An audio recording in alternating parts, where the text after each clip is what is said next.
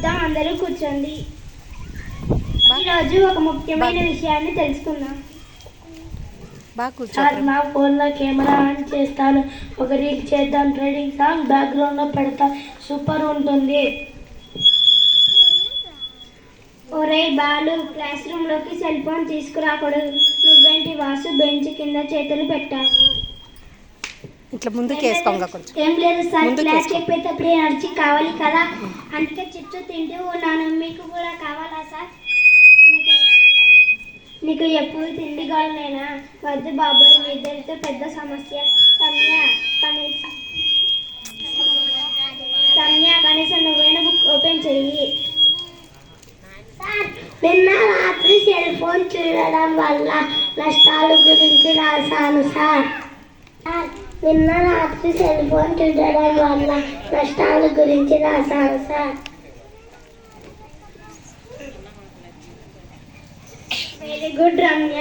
ఈరోజు మన టాపిక్ కూడా మొబైల్ ఫోన్ అతి వాడకం గురించే. బాలు, నువ్వు రోజు ఎన్ని గంటలు ఫోన్ చూస్తావు? ఒక ఫోన్లో ఎక్కువ లేదు సార్.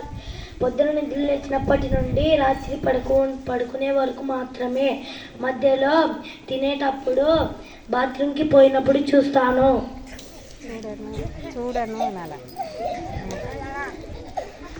అంటే రోజంతా ఫోన్లోనే ఉంటావా?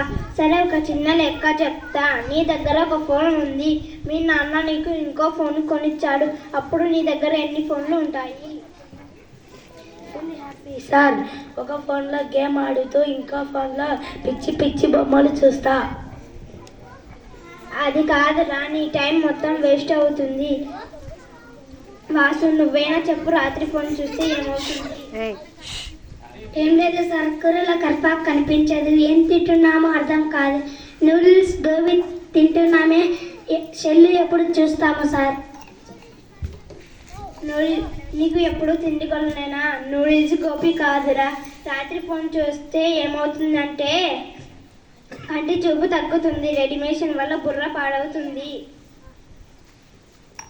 నిజమే సార్, ఇప్పటి నుంచి నూడిల్స్ గోబీ తినను సార్. అందరూ దగ్గరకు రండి. పిల్లలు ఫోన్ చూడడం తప్పు కాదు, కానీ దానికి బానిస కాకూడదు. తిండి తినొచ్చు, కానీ జంక్ ఫుడ్కి బానిస కాకూడదు. సార్, మా పక్కింటి అబ్బాయి సెల్ చూడడం వల్ల 10వ క్లాస్ ఫెయిల్ అయ్యాడు సార్. ఎప్పుడు సెల్ ఫోనే కాక బయటకి వెళ్ళి ఆడుకోవాలి. సారీ సార్, ఇప్పటి నుండి నేను సెల్ ఫోన్ వాడను. ఖాళీ టైంలో మైదానంలో ఆడుకుంటాను.